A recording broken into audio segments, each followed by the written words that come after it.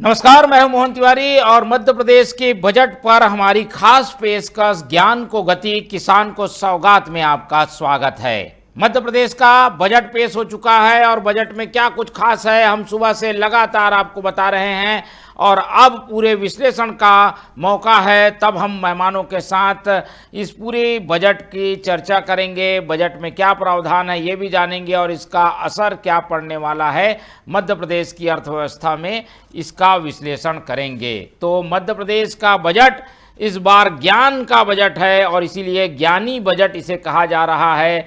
ज्ञान का जो फुल फॉर्म है वो पिछले बजट में हमने समझा था और अब उसे एक कदम आगे बढ़ाने की कोशिश हो रही है। ऐसे में बजट को लेकर क्या प्रमुख प्रावधान है, जिसमें लाडली बहन योजना के लिए सबसे बड़ा प्रावधान दिख रहा है, यानी सरकार का फोकस उस महत्वपूर्ण वादे को पूरे करने की ओर है जिसके दम पर सरकार बनी थी। तो लाडली बहनों के लिए बड़ी सौगात करीब 43,000 से अधिक करोड़ की राशि इसके लिए रखी गई है। इसके अलावा किसानों के लिए अलग अलग कई सौगात हैं, तो छोटे बड़े मंझोले सब किसानों का ध्यान इस बजट में रखा गया है। इसीलिए इसे ज्ञान को गति और किसानों के सौगात देने वाला बजट कहा जा रहा है। बजट को लेकर आज सदन में क्या कुछ कहा वित्त मंत्री ने वो भी आपको सुनाते हैं। तो वित्त मंत्री जगदीश गौड़ा देवड़ा ने क्या कुछ कहा, आइए सुनिए।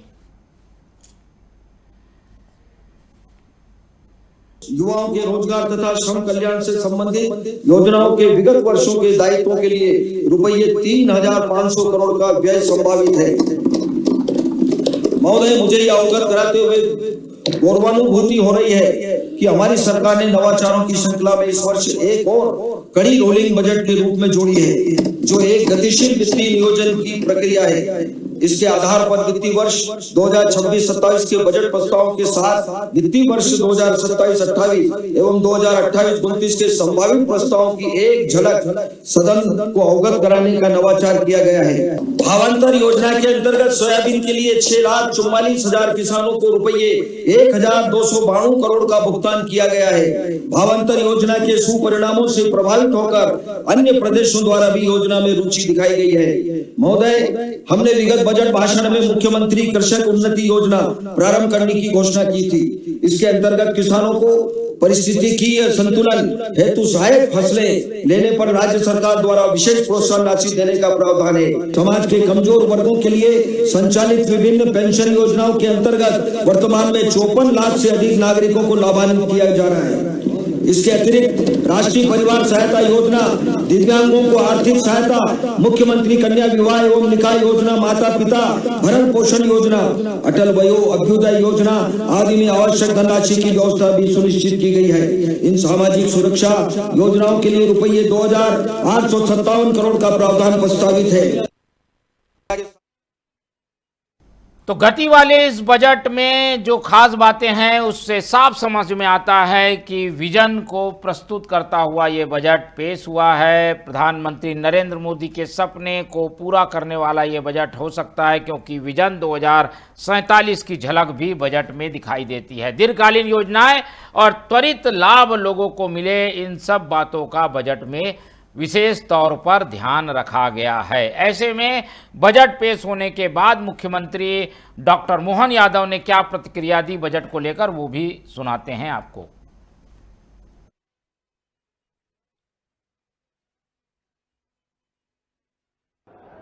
काल 2047 तक और क्रमशः चरणबद्ध हर 5-5 साल में अपनी राज्य की ग्रोथ लगातार बढ़ती जाए, इसी सिलसिले में बजट 2026-27 का आज का बजट जो विनियोग 4,38,317 करोड़ का है, जिसमें 2026-27 में राज्य का सकल घरेलू उत्पाद 18,48,274 करोड़ का अनुमानित है।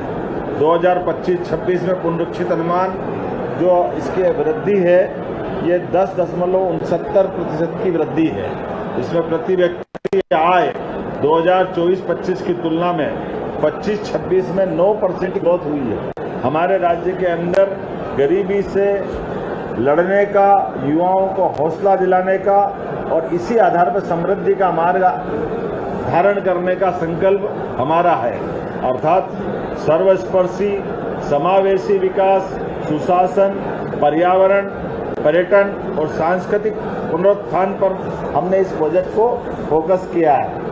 आपने ध्यान दिया होगा, पिछले समय हमने समृद्ध मध्य प्रदेश 2047 का दृष्टि पत्र का लक्ष्य रखने का निर्णय किया है। मुझे इस बात की प्रसन्नता है, इस दिशा में बढ़ते हुए ये कदम हमारा अपने उसी भाव को लेकर आगे बढ़ रहा है। इस आधार पर जब हमारे छोटे छोटे गांवों तक सड़क पहुंची है, अब आगे बढ़ करके मजरे टोले तक भी हम सड़क ले जाने वाले हैं। इसके लिए 21,630 करोड़ रुपए की धनराशि का प्रबंध रखा है और इसी आधार पर 2026-27 के लिए 800 करोड़ रुपए का हमने इसमें प्रावधान किया है।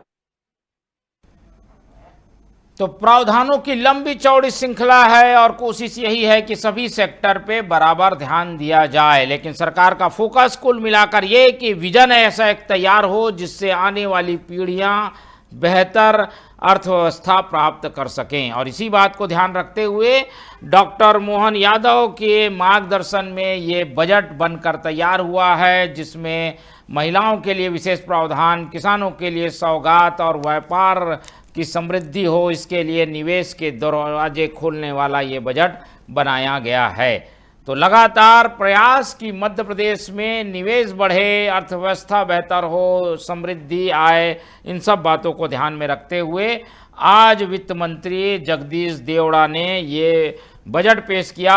बजट जब पेश करने वो जा रहे थे उस समय की तस्वीरें आपकी स्क्रीन पर, जहां वो पूजा अर्चना करते हैं, भगवान का आशीर्वाद ले रहे हैं। और अब देखिए उनके घर में प्रसाद खिलाने के बाद ये विशेष जो बजट है वो पहले उन्होंने भगवान को सौंपा और उसके बाद बजट लेकर सदन में पहुंचे। तो बजट सदन में आए उसके पहले उनके घर के दृश्य जहां वो पूजा अर्चना कर रहे हैं, भगवान के चरणों में बजट को समर्पित कर रहे हैं और उसके बाद बजट के लिए वो सदन पहुंचते हैं। तो कुछ ऐसे दृश्य जिससे संदेश भी साफ कि आखिर क्या संदेश देना चाह रही है सरकार। इधर दूसरी तरफ तस्वीरें आपके सामने जिसमें विपक्ष हाथों में तख्ती लेकर अपने उसी आक्रामक और आलोचनात्मक रवैये के साथ सदन में जाता हुआ दिखाई दिया, जहां पर उनके पास कई सवाल थे जिसके जवाब वो चाहते थे। क्या कुछ कहा है विपक्ष ने वो भी आपको सुनाते हैं। तो दृश्य अलग अलग, लेकिन विपक्ष की प्रतिक्रिया भी जरूरी। बजट को लेकर विपक्ष ने क्या कहा, आइए सुनिए। ये गुल्लक नहीं है, ये सरकार की तिजोरी है जो जनता के पैसों से भरी जाती है और इस तिजोरी को जनता ने पूरे सरकार ने खाली कर दिया। मुख्यमंत्री और मंत्री ठाट बाट में घूम रहे, ब्रांडिंग कर रहे, लेकिन ये पैसा किसका? आम जनता का। एक तरफ मुख्यमंत्री जी कहते कि हमने प्रति व्यक्ति आय 1,70,000 से लगभग 2 लाख कर दिए, मतलब 15 से 20,000 रुपए हर व्यक्ति कमा रहा। मैं मुख्यमंत्री जी से कहना चाहता हूं, मंत्रियों से कहना चाहता हूं कि आंख मिलाएं आम जनता से प्रदेश की, उनसे पूछे कि क्या 15 से 20,000 रुपए आप महीना कमा रहे हो? अगर ये साबित कर देंगे मैं उस दिन इस्तीफा दे दूंगा। बजट से ज्यादा जब कर्जा हो जाता है तो वो बजट राज्य के हित में नहीं होता है, ये सिद्धांत की बात है। तो अब उन्होंने कहा है कि हम निवेश कर रहे हैं, तो निवेश कहाँ कर रहे हैं? युवाओं के विकास के लिए, महिलाओं के विकास के लिए, किसानों के विकास के लिए, SC ST के विकास के लिए इन्होंने कहा। तो मैं ये कहना चाहता हूँ कि ये बजट आपने लिया है तो ये कर्जा लिया है तो कर्जा खर्च कहाँ कर रहे हैं? युवाओं का एक भी नौकरी बता दीजिए, कौन सी नौकरी की भर्ती की है पढ़े लिखे नौजवान के लिए? कितने नौजवानों को? तो विपक्ष को आप देख रहे हैं सदन के बाहर आते हुए, हाथों में तख्ती, विरोध के स्वर और बजट से कुछ भला नहीं होगा ऐसे बयानों के साथ विपक्ष ने बजट का कुछ इस ढंग से स्वागत किया है। हाथ में गुल्लक और कहा जा रहा है कि ये गुल्लक खाली है। तो गुल्लक जरूर दिख रहा है लेकिन बजट नहीं है गुल्लक में, यानी बजट का नाम का है और उसमें पैसे नहीं हैं, ये बताने की विपक्ष की कोशिश है। इसी पर आज चर्चा करेंगे, विश्लेषण करेंगे। पहले मिल लेते हैं उन मेहमानों से जो इस चर्चा में हमारे साथ रहेंगे। हम बहुत स्वागत करेंगे, हमारे साथ मौजूद हैं इस पूरे मामले में कांग्रेस का पक्ष रखने के लिए प्रवीण धौलपुरे जी कांग्रेस का पक्ष रखेंगे, बहुत स्वागत करेंगे आपका। हमारे साथ मौजूद हैं डॉक्टर देवेंद्र विश्वकर्मा जी, अर्थशास्त्री नज़रिया शेयर करेंगे। इसके अलावा हमारे साथ एक और अर्थशास्त्री जुड़ रहे हैं, शंकर कृष्ण जी, उनका बहुत स्वागत करेंगे। अर्थशास्त्री नज़रिए से बजट में क्या कुछ है वो बताएंगे। इसके साथ ही मौजूद हैं हमारे साथ प्रियंका दुबे जी, बीजेपी प्रवक्ता, उनका बहुत स्वागत है। तो तीनों मेहमान हमारे साथ जुड़ चुके हैं। बजट को लेकर विश्लेषण का सिलसिला हमारा सुबह से जारी है। सबसे पहले कांग्रेस की प्रतिक्रिया ले लेते हैं। प्रवीण जी हमारे साथ बने हुए हैं। विपक्ष, सत्ता पक्ष ने क्या कुछ कहा, क्या प्रावधान है, वो तो हमने दिखा दिया। प्रवीण जी, विपक्ष क्या चाहता है, आप लोगों को कैसा लगा ये बजट? देखिए, सरकार का काम जो है सिर्फ प्रचार का, जनता का इंतजार का। मध्य प्रदेश की पूरी जनता इंतजार कर रही है कि शायद उनकी उम्मीदों पे, आशाओं पे और उनकी जेब पे कटौती होगी, लेकिन ये सरकार सिर्फ लूटने का प्रयास कर रही है, जनता को भ्रमित कर रही है। लगातार आपने देखा होगा उसकी बात चल रही है कि बजट से ज्यादा कर्ज है। इस प्रदेश के अंदर रोजगार के अवसर कम हो चुके हैं, युवाओं को रोजगार नहीं मिल रहा है, किसान आत्महत्याएं लगातार बढ़ रही हैं, महिलाएं आत्मसम्मान के लिए दर भटक रही है। मध्य प्रदेश में ना तो स्वास्थ्य व्यवस्था है ठीक है, ना बच्चों की व्यवस्था है, स्कूल शिक्षा, स्कूल हमेशा घटते जा रहा है। तो पूरे प्रदेश के अंदर समस्याओं का अंबार है। सरकार अपनी नाकामी छुपाने के लिए आंकड़ों का जाल लेकर आई है। ये जो बजट है, या स्पष्ट रूप से देखेंगे, इसके अंदर ना तो कृषि को लेकर कोई बड़ा कार्य किया है, भारी भरकम शब्द नारों, आत्म प्रशंसाओं से भरा हुआ बजट है। किसान कल्याण वर्ष सरकार इस वर्ष मना रही है और घोषित भी किया उन्होंने, पर किसान को उनकी उपज का क्या सही दाम मिला है, समय पर भुगतान मिला है, कर्ज से राहत दिलाना कहीं दिखता नहीं है।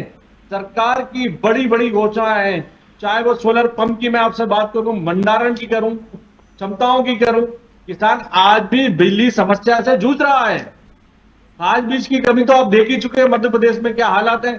यदि वास्तव में कृषि अग्रणी बनाना है तो फिर किसान की आत्महत्याएं क्यों लगातार हो रही हैं? ये सब चीजें लगातार दिख रही है स्पष्ट रूप से कि मध्य प्रदेश की सरकार जो है वो सिर्फ आंकड़ों की जादूगरी कर रही है और कुछ नहीं हो रहा है।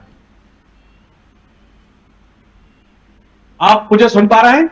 जी जी बिल्कुल। चलिए, अब विपक्ष की बातें तो आ गई हैं, हम सत्ता पक्ष की प्रतिक्रिया के लिए भी हमारे साथ जुड़ चुकी हैं प्रियंका दुबे जी, उनसे संपर्क हो गया है, तो सीधी प्रतिक्रिया सत्ता पक्ष की भी ले लेते हैं। प्रियंका जी, मेरी आवाज़ आपको मिल पा रही है? जी, मुझ तक आवाज आ रही है। जी बिल्कुल। अभी हमने सुना विपक्ष तो कई खामियां गिना रहा है, बजट में प्रावधान नहीं होने की बात कह रहा है, वादे जो थे वो अधूरे होने की बात कह रहा है।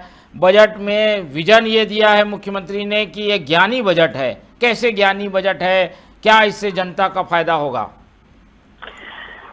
भारतीय जनता पार्टी की डबल इंजन की सरकार माननीय प्रधानमंत्री जी के दूरदर्शी मार्गदर्शन और मोहन यादव जी की करुणा के साथ इस प्रदेश को नई गति दे रही है, जिसमें आज नहीं, हमने जिस समय से सरकार में शपथ ली है, हम इस बात के लिए वचनबद्ध हैं कि जो पारंपरिक हमारे आय उसके अलावा भी हमें नए सृजन, रोजगार के नए सृजन करने होंगे, जिससे कि बजट या अगर हमारे आय के साधन तो बढ़े ही, रोजगार के साधन भी बढ़े और मध्य प्रदेश जो कि आज विकसित मध्य प्रदेश की ओर अग्रसर है, स्वर्णिम और अभ्युदय मध्य प्रदेश की जो हम परिकल्पना लेकर के 2043 के विजन को लेकर के जो पूर्ण करने की ओर अग्रसर है, उसमें ये बजट जो है नींव का पत्थर साबित होगा।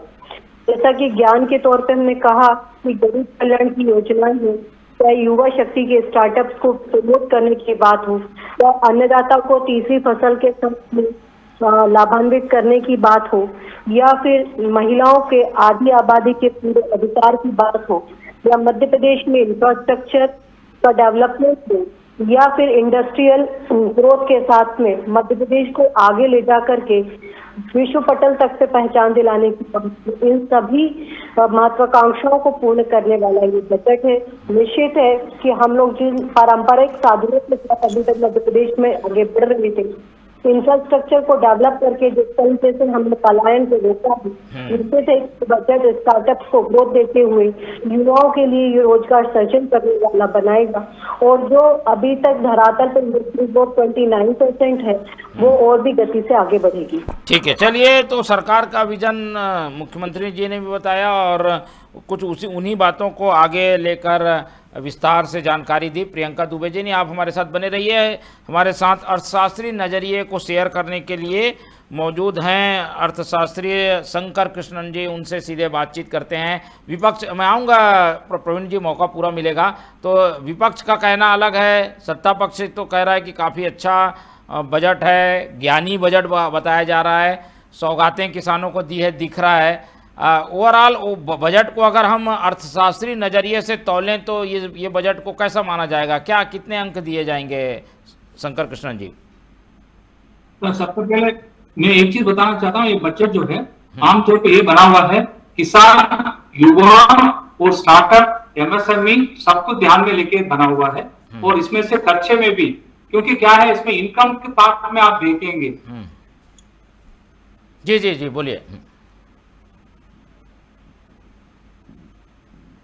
जीएसटी का पोर्शन से ही मिलता है। तो खर्चा जो किसान लोगों को बहुत ज्यादा दिया है। और उसके अलावा सोलार का जो है, सोलार जो ग्रीन एनर्जी जो बोलते हैं उनके लिए, उसके लिए पैसे बहुत ज्यादा एलोकेट किया हुआ है। और आमतौर पे जो डेवलपमेंट पार्ट के लिए, यानी कंस्ट्रक्शन के लिए, रोड कंस्ट्रक्शन के लिए, बाकी चीज के लिए भी ये सरकार हर बार बहुत ज्यादा फंड इस्तेमाल करती है। इस बार भी उन्होंने कई फंड, ये डेवलपमेंट के लिए कई फंड उन्होंने अलॉट किए। आप जो बजट को आप डिटेल में पढ़ेंगे तब आपको समझ में आएगा इसमें इन्होंने मतलब लोगों को भला देने के लिए कई स्कीम लेके आया है। और आमतौर पे ये माना जाता है एमपी का बजट में मैक्सिमम पैसे जो है लाडली बहना उस टाइप का ये योजना की वजह से जा रही है। ये तो सही है, अपना जो बजट का डिफिसिट बहुत ज्यादा है, उसके बावजूद ये बजट आम आदमी की भलाई के लिए, किसान के भलाई के लिए और स्टार्टअप की भलाई के लिए बना हुआ है। और ये मेरे ख्याल से हर व्यक्ति इसका सराहना बिल्कुल करेंगे। चलिए, सराहना तो हो रही है, लेकिन प्रतिक्रियाओं में अलग अलग तरीके से नज़रिए भी नजर आ रहे हैं। कुछ प्रतिक्रियाएं सुन लेते हैं, सीधे विधानसभा से आ रही है। मैं प्रवीण जी मौका दूंगा, लेकिन सीधे पहले प्रतिक्रिया सुन लेते हैं जयवर्धन जी की प्रतिक्रिया।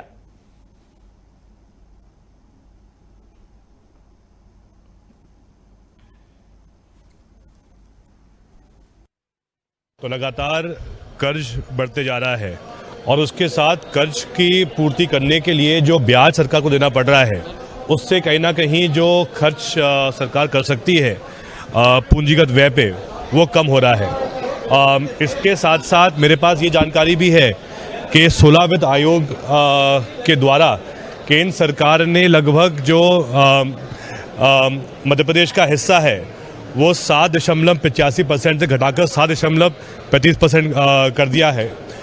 तो उससे कहीं ना कहीं अगले 5 सालों में 50,000 करोड़ का नुकसान प्रदेश को होने वाला है। तो ये कहीं ना कहीं ऐसी बातें हैं जिससे कि एक तरफ सरकार देश प्रदेश में भाजपा की है, लेकिन जो हिस्सेदारी मध्य प्रदेश की है वो अगले 5 साल में बहुत कम होने वाली है।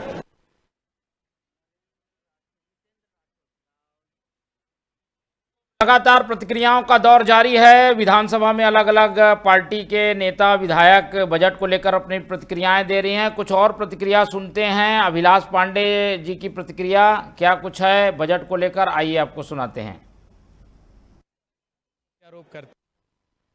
देखिए, कांग्रेस जिस तरह के आरोप प्रत्यारोप करती है, 23,000 करोड़ का बजट छोड़कर कांग्रेस गई थी। 4,21,000 करोड़ का बजट मध्य प्रदेश का पिछले 25 में आया है। और मुझे पूर्ण विश्वास है कि अभी जो बजट आएगा, इस बजट में और नई सौगातें लेकर मध्य प्रदेश की सरकार आएगी।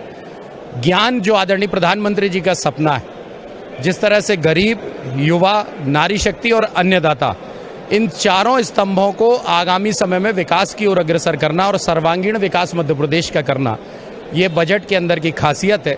हाँ, कांग्रेस के पेट में दर्द इसलिए हो रहा है कि उन्हें इस बात का कष्ट होता है कि भारतीय जनता पार्टी ये काम कैसे कर पा रही है। उनकी भी सरकारें आज़ादी के बाद लंबे समय तक थी, उन्होंने ये काम नहीं किया। तो मुझे लगता है कि अपने आप के दुख से व्यथित होकर वो इस तरह का प्रदर्शन कर रहे हैं। ठीक है, तो ये बीजेपी ने भी पलटवार किया है। अब फिर से एक और प्रतिक्रिया मिल रही है उमाकांत भार्गव की, वो भी आपको सुनाते हैं, बीजेपी विधायक। अरे इन्हें कुछ आता ही नहीं है ना, विधानसभा में शांत रहते हैं, ढंग से बात नहीं रख पा रहा है। एक धड़ा इधर गिरा, एक धड़ा उधर गिरा। ना विधायक दल में और कांग्रेस में समन्वय है। हमारी भारतीय जनता पार्टी एकता के साथ माननीय मुख्यमंत्री जी के नेतृत्व में मध्य प्रदेश को विकास के पथ पर ले जाते हुए विकसित मध्य प्रदेश बना रही है। तो बजट को लेकर प्रतिक्रियाएं लगातार आ रही हैं, वो हम आपको बताते रहेंगे। अब चलते हैं सीधे पैनलिस्टों की ओर और प्रतिक्रियाओं के बाद उनका क्या कहना है वो भी आपको सुनाते हैं। हमारे साथ जुड़े हुए हैं पैनलिस्ट कांग्रेस का पक्ष रखने के लिए प्रवीण जी। उन्होंने अपनी बात तो पहले चरण में रखी थी, लेकिन अर्थशास्त्रीय नज़रिया सामने आने के बाद ऐसा लगता है प्रवीण जी कि बजट को काफ़ी बैलेंस बनाया गया है और ख़ास तौर पर जिनको ज़्यादा ज़रूरत थी उन क्षेत्रों में ध्यान दिया गया है, ग्रामीण क्षेत्र, किसान और महिलाओं को। देखिए मोहन जी, मैं जो ये पढ़ पा रहा हूं, मुझे इतना समझ में आ रहा है कि 608 रोजगार मेले मध्य प्रदेश में हुए हैं। इसमें 585,000 ऑफर लेटर की बात ये सरकार कर रही है। तो कितनों को रोजगार की, कितनी स्थायी नौकरी मिली है, उसका आंकड़े नहीं है। 2 ट्रिलियन अर्थव्यवस्था का लक्ष्य है इस सरकार का, पर निवेश के स्पष्ट आंकड़े कहां हैं? युवाओं को 28% आबादी जो है बेरोजगारी की दर पर सरकार मौन बैठी हुई है। ऑफर लेटर दिखाते सिर्फ कैमरे पे, जमीन पे धरातल पे तो नौकरियां दिखी नहीं है। वही ये महिला बाल विकास की बात कर रहे हैं, जिसमें इन्होंने 1250 रुपए की लाडली बहनों को दे रहा है और 3,000 का उन्होंने 5,000 का वादा किया। 3,000 रुपए तक जाने के लिए अभी ये सक्षम नहीं है। ये सरकार लगातार सिर्फ घोषणाएं करती है, वादे करती है। 15,000 शिक्षकों की भर्ती की बात कर रही है। कितने स्कूल अभी भी अतिथि शिक्षक के भरोसे हैं, ये आप स्पष्ट रूप से समझ सकते हैं इस मध्य प्रदेश के अंदर। और ये लगातार 9,300 लैपटॉप बांटने की बात करती है, लेकिन सरकारी स्कूलों की बुनियादी सुविधाएं क्या है आप अच्छे समझते हैं। आपने कई बार इस पर स्टोरी भी दिखाई है। आज भी एनएससीसी में जो रैगिंग होती है स्कूल्स के अंदर, उसकी गुणवत्ता भी लगातार गिरती है। आप देख रहे हैं रैगिंग के आंकड़े ही बढ़ रहा है। लैपटॉप की फोटो अच्छी दिखा रहा है स्कूलों में, लेकिन प्रोफेशनल स्टाफ है कहां? ये सरकार तो सिर्फ इवेंट की सरकार है, जो इवेंट दिखाती है। सिंचाई परियोजना की स्थिति आप देख ही रहे होंगे पूरे मध्य प्रदेश में, किस तरह से किसान अभी भी परेशान है। 100 हेक्टेयर सिंचाई का लक्ष्य 2029 तक, ठीक है, और अभी 54 लाख हेक्टेयर ही हुआ है। तो दुगना कैसे होगा? कैसे होगा? केन बेतवा लिंक जैसी परियोजनाओं की लागत लगातार बढ़ती जा रही है, समय सीमा भी बढ़ती जा रही है, लेकिन इस पर जवाब सरकार नहीं देती है। वो घोषणाओं की नहरें बह रही हैं, लेकिन खेत पे पानी नहीं पहुंच रहा है। ये गंभीर आरोप है। क्या भाजपा प्रवक्ता बता पाएंगी ये जितने सवाल मैंने खड़ा करा है कि जवाब दे पाएंगी? मध्य प्रदेश के अंदर पूरी जनता परेशान है। जनता इतनी मौन है कि जनता ने सोचा था कि ये जो बजट होगा ये जनता का बजट होगा, लेकिन जनता पूछ रही है कि बजट है कहां? ठीक है प्रियंका जी, घोषणाएं हैं, जमीन पे तो कुछ दिख ही नहीं रहा है। ठीक है प्रियंका जी, 3-4 प्रमुख बातें प्रवीण जी ने कह दी हैं। एक तो शिक्षक नहीं है, शिक्षा के लिए वातावरण मध्य प्रदेश में जैसा बनना चाहिए वो नहीं बन पाया है, और इसके अलावा जनता के लिए जो और आवश्यकताएं थी उसको प्रावधान में ज़्यादा दिखाया नहीं गया है, कमी है कुल मिलाकर। प्रवीण जी बहुत जोर जोर से चिल्ला करके कह रहे थे कि केन बेतवा लिंक का क्या, काली सिंध योजना का क्या होगा। तो बताएंगे ये इतने साल तक, 17 साल से ज्यादा पुराना जल विवाद था इनके प्रदेशों के बीच में, चाहे वो राजस्थान के साथ जल बंटवारे को लेकर के हो, चाहे उत्तर प्रदेश के साथ जल बंटवारे को लेकर के हो, या फिर महाराष्ट्र के साथ में जल बंटवारे को लेकर के जो योजनाएं आज तक पेंडिंग पड़ी हुई थी। कांग्रेस शासित प्रदेश होने के बावजूद, और मध्य प्रदेश में भी कांग्रेस शासित प्रदेश लंबे समय तक रहने के बावजूद ये परियोजनाओं के बारे में विचार क्यों नहीं किया गया? आज तो हम धरातल पर उतार ही रहे हैं, बजट भी असाइन कर रहे हैं और लगभग लाखों लोगों को तीसरी फसल का रकबा बढ़ाकर के किसानों की आय को बढ़ाने की ओर हमारी सरकार प्रतिबद्धता से कार्य कर रही है। दूसरा, मेरे भाई ने बात करी, मुझे नहीं लगता कि इनको शायद मध्य प्रदेश के बारे में बहुत अच्छी से जानकारी है, सिर्फ प्रवक्ता बन के बैठ जाने से कुछ नहीं होता है। मध्य प्रदेश के 2 CM और PM राइज स्कूल देश में नहीं विदेश में तक अपना परचम लगा चुके हैं, रतलाम और झाबुआ में, जो कि आदिवासी वनांचल से आता है। उसके बाद स्वास्थ्य सुविधाओं में अगर हम बात करें आयुष्मान भारत के माध्यम से 70 वर्ष से ऊपर की उम्र के लोगों को निःशुल्क इलाज उपलब्ध करवा करके सुगमता से उनके लिए हमने जीवन सरल और सौम्य किया है, यानी डिग्निटी के साथ में एजिंग को भी हमने साथ में साथ करके चले हैं। इसके बाद इन्होंने कहा इंफ्रास्ट्रक्चर का, तो शायद जिस इंफ्रास्ट्रक्चर की ये बात करते हैं तो इनके कार्यकाल में सिर्फ 5000 मेगावाट का उत्पादन मध्य प्रदेश में होता था। बिजली होती नहीं थी, चली जाती थी, हमेशा हम यही सुनते थे।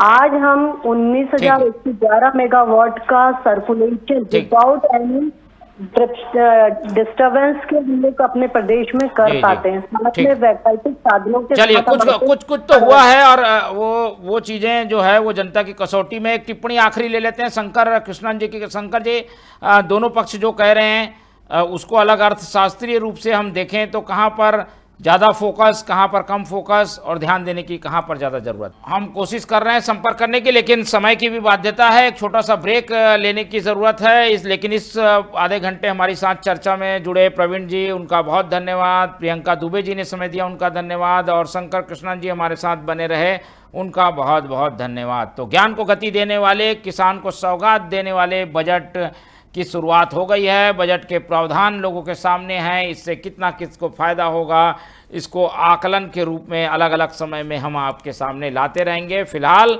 बजट पेश हो चुका है और बजट को लेकर प्रतिक्रियाएं हमने आपको बता दी हैं, लेकिन बजट का असली असर कई महीनों बाद जब परिणाम सामने आएंगे तो हमें देखने को मिलेगा। आज इस पूरी चर्चा में इतना ही। खबरों के लिए बने रहिए टीवी 24 के साथ। मुझे दीजिए इजाज़त, नमस्कार।